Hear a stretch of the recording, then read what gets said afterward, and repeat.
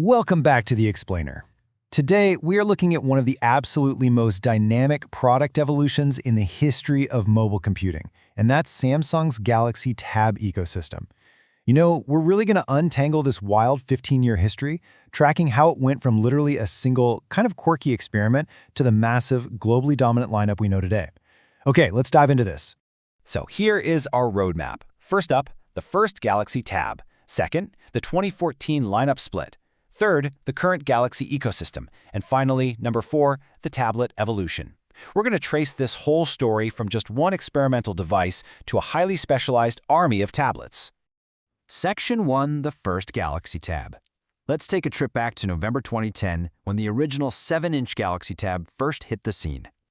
Back then, you have to remember the tablet market was essentially a wild frontier, right? Nobody really knew what they were doing. So Samsung steps in, and what followed was just rapid-fire experimentation. I mean, look at this. Between November 2010 and January 2012, just over a year, they dropped 4 completely different screen sizes. They jumped from 7 inches way up to a massive 10.1 inches and then right back down to 7.7. It was a frantic succession of releases, but they weren't just guessing. They were throwing form factors at the market to see what everyday consumers actually wanted to hold.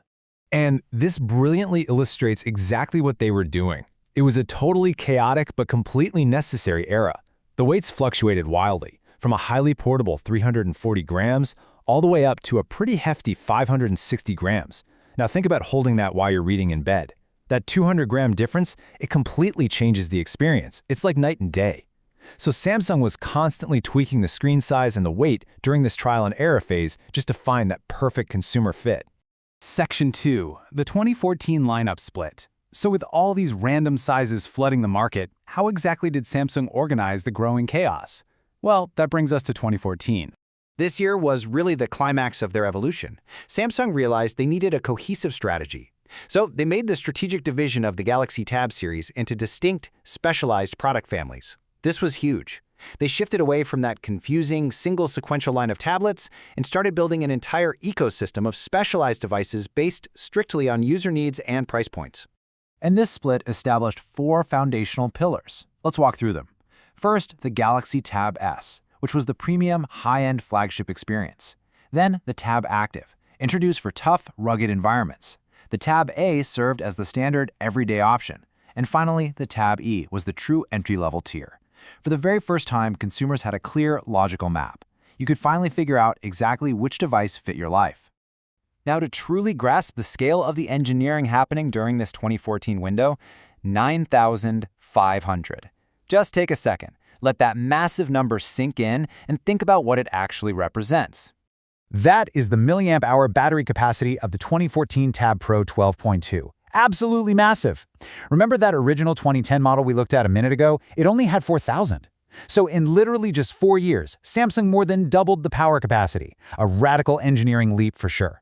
They had to do this to support the larger screens and way faster processors. It just goes to show you that the technology inside was advancing just as wildly as the physical designs on the outside. Moving on to Section 3, the current Galaxy ecosystem. Let's jump ahead to the mature, refined lineup we see today.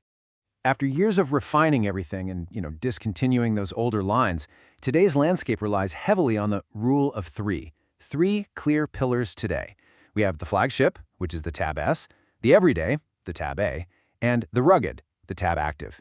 It is clean, it's instantly digestible, and honestly, it covers virtually every single user out there without completely overwhelming them when they walk into a store. So the crucial point is really the contrast between these extremes. It's fascinating. The Tab S series is your sleek, mid-range to flagship level device. It supports the S Pen, and it basically mirrors the premium Galaxy S smartphones, built for the boardroom, right? But then, on the total opposite end of the spectrum, you have the Tab Active series. This thing is mid-range, but it is rugged, built to survive a drop onto solid concrete. One is for drawing in a design studio, the other is for managing logistics on a harsh construction site or for first responders. And then, sitting comfortably right in the middle is the Tab A series. This serves as the modern entry-level option today. It basically replaced that discontinued Tab E lineup and acts as the successor to the much older Galaxy Tab 4 series. And just like the S series, this one directly mirrors the Galaxy A series of smartphones. By funneling all their lower-end stuff strictly into the Tab A line, Samsung really just eliminated a ton of consumer confusion. Section 4. The tablet evolution. Now, as we'll see, evolution is not always a straight line. There have been some fascinating, and honestly, kind of quirky, deviations along the way. Now, what's really interesting about this slide is the 2016 Galaxy Tab Pro S. With this device, Samsung briefly abandoned Android entirely. No Android, just straight up running Windows 10. It was this wild, highly experimental attempt to bridge the gap between a mobile tablet and a full-blown desktop PC. Actually, scratch that. It was more like laying the early groundwork for what would eventually become their very successful Galaxy Book laptops. They also tried to capture some incredibly specific niches. Get this, Samsung actually collaborated with the bookstore Barnes & Noble to release the Samsung Galaxy Tab 4 Nook. I know, right? It's a fun bit of trivia, but it perfectly highlights an era where Samsung was super willing to experiment with flexible partnerships just to capture dedicated ebook readers. And finally, we have to talk about the stylus. Between 2012 and 2014, the Galaxy Note tablet series pioneered the S Pen on a larger screen. Now, the Note tablet itself didn't survive the test of time, but the experiment? It was a massive success. Why? Because the technology just seamlessly merged into the flagship Tab S line. And that is kind of the ultimate takeaway here. Today's absolutely indispensable standard features were very often born from yesterday's wildest experiments. Which leaves us with a really compelling thought. As the Tab S and the Galaxy S phones continue to mirror each other closer and closer in both power and design, how is this merging of phone and tablet tech going to shape the next 15 years? Are the lines going to blur entirely until we're literally just carrying around one adaptable piece of glass? Well, thank you so much for joining me for this explainer. I really hope that mapping out this ecosystem helps you appreciate the incredible hardware you might be holding in your hands right now. Keep learning, and we'll see you in the next explainer.